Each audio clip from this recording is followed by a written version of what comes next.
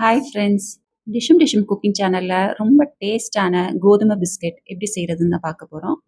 இது செய்கிறது ரொம்பவே ஈஸிங்க. ஒரு 10 நிமிஷத்தில் செஞ்சு முடிச்சிடலாம். இந்த பிஸ்கெட் செஞ்சு ஒரு ஏர்டைட் பாக்ஸில் போட்டு வச்சுக்கிட்டிங்கன்னா ஒரு 15 நாள் வரைக்கும் கெட்டு போகாமல் இருக்குங்க.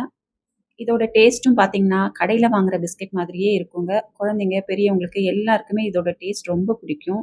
இந்த பிஸ்கெட்டை வீட்டில் ஒரு முறை செஞ்சிட்டிங்கன்னா அப்புறம் கடையில் பிஸ்கெட் வாங்கவே மாட்டீங்க. இந்த கோதுமை மாவு பிஸ்கெட்டை நல்ல டேஸ்டியாகவும் நல்ல கிறிஸ்பியாகவும் எப்படி செய்கிறதுன்னு பார்க்கலாமா? இந்த பிஸ்கெட் செய்கிறதுக்கு 1 கப் அளவுக்கு கோதுமை மாவு எடுத்திருக்கேன். கிட்டத்தட்ட இது ஒரு 1/4 கிலோ இருக்குங்க. எந்த கப்பில் கோதுமை மாவு அளந்தீங்களோ அதே கப்பில் ஒரு 1/2 கப் சர்க்கரையும் எடுத்துக்கோங்க. இந்த சர்க்கரையை ஒரு மிக்ஸி ஜாரில் நல்லா ஃபைன் பவுடராக அரைச்சிட்டு கோதுமை மாவில் சேர்த்துக்கலாங்க. இந்த சுகரை பவுடராக்கி நம்ம கோதுமை மாவோட சேர்த்து மாவு பிசையும் போது மாவு ரொம்ப ஈஸியாக பிசைய முடியுங்க. இப்போ இந்த கோதுமை மாவையும் நம்ம அரைச்சி வச்ச அந்த சுகர் பவுடரையும் நல்லா கலந்து விட்டுக்கலாம். இப்போது இதோட 2 டேபிள் ஸ்பூன் வெண்ணெயை நல்லா உருக்கிட்டு இதோட சேர்த்துக்கலாங்க. பட்டர் சேர்க்கும்போது பிஸ்கெட் நல்லா கிறிஸ்பியாக இருக்குங்க. நீங்கள் பட்டருக்கு பதிலாக எண்ணெய் இல்லைன்னா நெய் கூட சேர்த்துக்கலாம். இது கொஞ்சம் சூடு ஆறுனதும் மாவு, சுகர் பவுடர், வெண்ணெய் எல்லாம் ஒன்றோட ஒன்று சேர்ற மாதிரி நல்லா கையில் நல்லா பிசைஞ்சு விட்டுக்கலாங்க. மாவு இப்படி பிடிச்சா பிடிக்க வரணுங்க. உதுத்து விட்டால் உதிர்ந்துடணும். இந்த பதத்தில் மாவை நல்லா கலந்து விட்டுக்கோங்க. இப்போது எந்த கப்பில் கோதுமை மாவையும் சர்க்கரையும் அளந்தமோ அதே கப்பில் காய்ச்சி ஆற வச்ச பால் ஒரு 1/4 கப் எடுத்துக்கோங்க. இந்த பாலை கொஞ்சம் கொஞ்சமாக ஊற்றி மாவு பிசைஞ்சிக்கலாங்க. ஏன்னா நம்ம சர்க்கரையை பவுடர் பண்ணி சேர்த்துருக்கிறதுனால மாவும் கொஞ்சம் இலகி வரும். நிறைய பால் சேர்த்துட்டிங்கன்னா அப்புறம் மாவு கொல கொலன்னு ஆயிரும். பாலுக்கு பதிலாக தண்ணி ஊற்றி கூட மாவு பிசைஞ்சிக்கலாம். ஆனால் பால் சேர்க்கும்போது பிஸ்கெட்டோட டேஸ்ட்டு ரொம்ப சூப்பராக இருக்குங்க. மாவு பிசையும் போது பார்த்தீங்கன்னா மாவு கையில் டைட்டாக ஒட்டின மாதிரி இருக்கும். பிசைய பிசைய சர்க்கரை நல்லா இலகி ரவுண்ட் ஷேப்புக்கு வந்துடும். மாவு பதம் பார்த்தீங்கன்னா ரொம்ப ஹார்டாகவும் இல்லாமல் ரொம்ப சாஃப்டாகவும் இல்லாமல் ஒரு செமி சாஃப்டாக டைட்டாக இருக்கணும். பாருங்கள், மாவு இந்த பதத்தில் இருக்கணும்.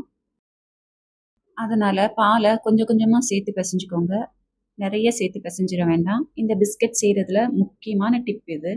மாவை கரெக்டான பதத்தில் பிசைஞ்சிட்டாலே பிஸ்கெட் சூப்பராக வருங்க. இப்போ இந்த மாவில் ஒரு பாதி அளவுக்கு எடுத்துக்கலாம். ஒரு சப்பாத்தி கல்லில் இந்த மாவை நல்லா தடிமனாக உருட்டிக்கலாங்க.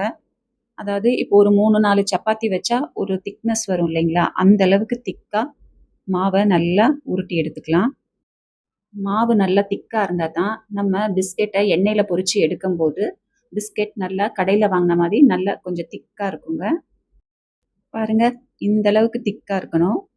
உங்களுக்கு பெரிய சைஸில் பிஸ்கெட் வேணும்னா இந்த மாதிரி ஒரு பெரிய கிண்ணம் எடுத்துக்கோங்க. இல்லை சின்ன சைஸில் வேணும்னா சின்னதாக ஏதாவது ஒரு வாட்டர் பாட்டில் மூடி எடுத்துக்கலாம். நான் இப்போது ஸ்டீலில் ஒரு வாட்டர் பாட்டில் மூடி தாங்க எடுத்திருக்கேன். உங்ககிட்ட பிஸ்கட் கட்டர் இருந்துச்சுன்னா அதை வச்சு கூட நீங்கள் கட் பண்ணி எடுத்துக்கலாம். இப்போ இந்த மாவில் மூடியை வச்சு நல்லா ரவுண்ட் ஷேப்பில் நல்லா இப்படி அழுத்தி எடுத்துக்கோங்க.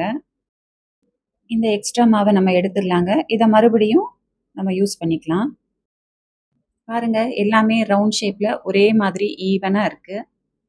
இப்போ நம்ம இதை எண்ணெயில் பொரிச்சு எடுத்துக்கலாம். பாருங்கள், பிஸ்கெட்டை அழகாக ரவுண்ட் ஷேப்பில் கட் பண்ணி எடுத்தாச்சு. இப்போ எல்லா மாவையும் இதே மாதிரி ரவுண்ட் ஷேப்பில் கட் பண்ணி எடுத்துக்கலாம். நம்ம இந்த பிஸ்கெட் செய்கிறதுக்கு 1/4 கிலோ அளவுக்கு கோதுமை மாவு எடுத்திருக்கோம். இதில் கிட்டத்தட்ட ஒரு 40 பிஸ்கெட் வரைக்கும் செய்யலாங்க. சின்ன சின்னதாக செஞ்சிங்கன்னா ஒரு 40 செய்யலாம். பெரிய பிஸ்கெட்டாக செஞ்சிங்கன்னா ஒரு 25 பிஸ்கெட் போல் வரும். இப்போது இந்த பிஸ்கெட்டை நம்ம ஆயிலில் டீப் ஃப்ரை தாங்க பண்ண போகிறோம். இதுக்கு ஒரு கடாயில் நல்லா எண்ணெயை சூடுபடுத்திக்கலாங்க. எண்ணெய் ரொம்ப சூடாகக்கூடாதுங்க. ஒரு மிதமான சூடு வரும்போதே இந்த பிஸ்கெட் எல்லாம் இதில் வந்து சேர்த்துக்கலாம். மிதமான சூட்லேயே இந்த பிஸ்கெட்டை பொரித்து எடுத்தால் தான் பிஸ்கெட் பர்ஃபெக்டான கலரில் வரும். ரொம்ப சூடான எண்ணெயில் போட்டிங்கன்னா பிஸ்கெட்டோட வெளிப்பக்கம் சீக்கிரமாக செவந்துடும். உள்ளுக்குள்ளே பிஸ்கெட் வெந்திருக்காது. அதனால் எப்பயுமே ஒரு மிதமான சூட்லேயே வச்சு எல்லா பிஸ்கெட்டையும் நம்ம பொரிச்சு எடுத்துக்கலாம். ஒரு 2 நிமிஷம் கழிச்சு அப்படியே கொஞ்சம் கொஞ்சமாக திருப்பி போட்டுக்கலாம். நல்லா மீடியம் ஃப்ளேம்லையே பிஸ்கெட்டை நல்லா வேக விடணுங்க. பாருங்கள், இந்த மாதிரி கோல்டன் ப்ரௌன் கலர் வர வரைக்கும் நல்லா ஃப்ரை பண்ணி எடுத்துக்கலாங்க. ரொம்ப டார்க்காக வேக விட வேண்டாம். இப்போ 2 பக்கமும் இந்த மாதிரி நல்லா கோல்டன் கலர் வந்துருச்சு. இந்த ஸ்டேஜில் பிஸ்கெட் எல்லாம் எடுத்துக்கலாங்க. இந்த பிஸ்கெட் அவ்வளவா எண்ணெய் குடிக்காதுங்க, ட்ரையாக தான் இருக்கும். இப்போ எல்லா பிஸ்கட்டையும் எண்ணெயிலேருந்து எடுத்துடலாம். அவ்வளோதாங்க. பாருங்க, சூப்பரான ஹோம்மேட் கோதுமை பிஸ்கட் ஜம்முன்னு ரெடி ஆயிடுச்சு. இந்த பிஸ்கட் பார்த்தீங்கன்னா, எண்ணெயிலேருந்து எடுத்ததுமே சாப்பிட்டு பார்த்தா கிறிஸ்பியா இருக்காதுங்க. ஆற ஆற நல்ல கிறிஸ்பியாயிரும். இதே மாதிரியே மிச்சம் இருக்க பிஸ்கட் எல்லாம் பொரிச்சு எடுத்துக்கலாம். இப்போ இந்த பிஸ்கட் எல்லாம் நல்லா ஆறிடுச்சுங்க. கலரும் பாருங்க, பேக்கரியில் வாங்கின பிஸ்கட் மாதிரியே இருக்கு. டேஸ்ட்டும் அருமையாக இருக்குங்க. இதை ஒரு ஏர்டைட் கண்டெய்னரில் ஸ்டோர் பண்ணி வச்சுக்கலாங்க. ஒரு 10லேருந்து 15 நாள் வரைக்கும் கெடாமல் இருக்கும். நம்ம வேணுங்கும் போது எடுத்து சாப்பிட்டுக்கலாம். இந்த பிஸ்கெட்டை வீட்டில் ஒரு முறை செஞ்சிட்டிங்கன்னா அப்புறம் கடையில் பிஸ்கெட்டே வாங்க மாட்டீங்க. நீங்களும் இந்த கோதுமை பிஸ்கெட்டை வீட்டில் ட்ரை பண்ணி பாருங்கள். எப்படி இருந்துச்சுன்னு மறக்காமல் கமெண்ட் பண்ணுங்கள். உங்களுக்கு இந்த வீடியோ பிடிச்சிருந்துச்சுன்னா உங்கள் ஃப்ரெண்ட்ஸுக்கும் ஷேர் பண்ணுங்கள். மறக்காமல் டிஷ்ஷும் குக்கிங் சேனலுக்கு சப்ஸ்கிரைப் பண்ணுங்கள். தேங்க்யூ.